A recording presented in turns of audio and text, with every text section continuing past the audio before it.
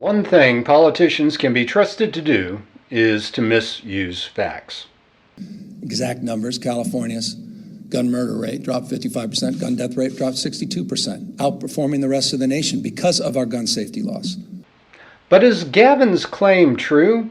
Well, not even close, and most of California's gun death reductions are because of demographics, culture, and get tough on crime laws. First off, Gavin talks about gun deaths, and that includes everything. It includes homicides, it includes suicides, and it includes accidents, and none of these are legislatively related to the other. We'll ignore accidental gun deaths as they have been falling nationally for decades and are now in what we call the statistical noise range. That leaves us homicides and suicides. Now, Gavin claims that California gun laws create a lower homicide rate, but curiously, California's gun homicide rate, which is barely below the national average, is roughly equal to Colorado's, which has lightweight gun control, and also roughly equal to Kansas, where they have practically no gun control at all. Hence, California's laws are not a determinant variable for gun homicides. That leaves suicides. Well, one thing we know is that gun availability is not statistically associated with suicide rates. People have figured out a lot of ways to die, guns being just one. But California has an admirably low suicide rate regardless of the means: lower suffocation rate, lower poisoning rates, etc. Since the availability of a gun is not a determinant variable in suicide rates, we have to ask if other factors are at play. You bet they are. Nationally, gun suicides are most common among old, white, rural males. Well, guess what?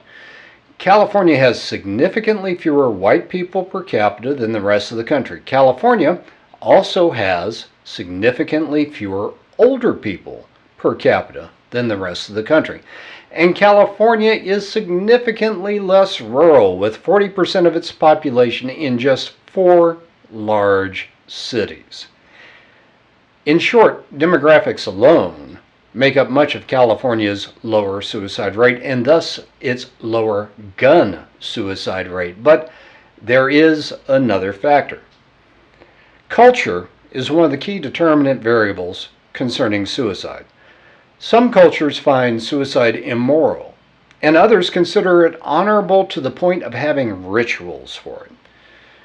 California has a lot of immigrant cultures, and they brought with them attitudes concerning suicide that are, generally speaking, against it. And these cultural attitudes about suicide are strongly reflected in religion, where California has some very specific anomalies. For example, states with high Catholic populations generally have lower suicide rates. This is due to the Catholic faith's strictures against suicide. In California, you have a large Catholic population, thanks first to the Spanish, who built a chain of missions throughout the state, and also for a hefty influx of Irish during the 20th century. These cultural elements drive California's disinclination for suicide even lower, and thus gun suicide rates even lower. So remember, California is no different than Colorado or Kansas in terms of gun murders. But California has a low suicide rate thanks to, first, having much fewer older rural white males and having many more Catholics, Buddhists, and so forth. In fact, the higher the rate of immigrants in California's population, the lower the state's suicide rates go, with many immigrants coming up from heavily Catholic Latin America and happy to be in the United States. This alone explains 80% of Cali's suicide decline. It's not opinion, it's not conjecture, this is just stubborn fact. Sorry, Gavin, what you call facts are only your biases. But before we go, Gavin also said this.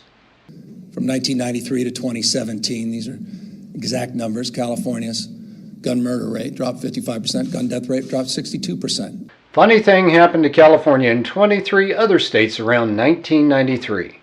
They all passed habitual offender laws designed to get criminals off the streets for extended periods of time, often for life. California had an out-of-control crime problem before that, already having significant gun control laws in place before 1993. But jailing repeat offenders did the nation and California a world of good. In the first decade of their habitual offender laws, California sent over 80,000 second strikers and 7,500 third strikers to state prison.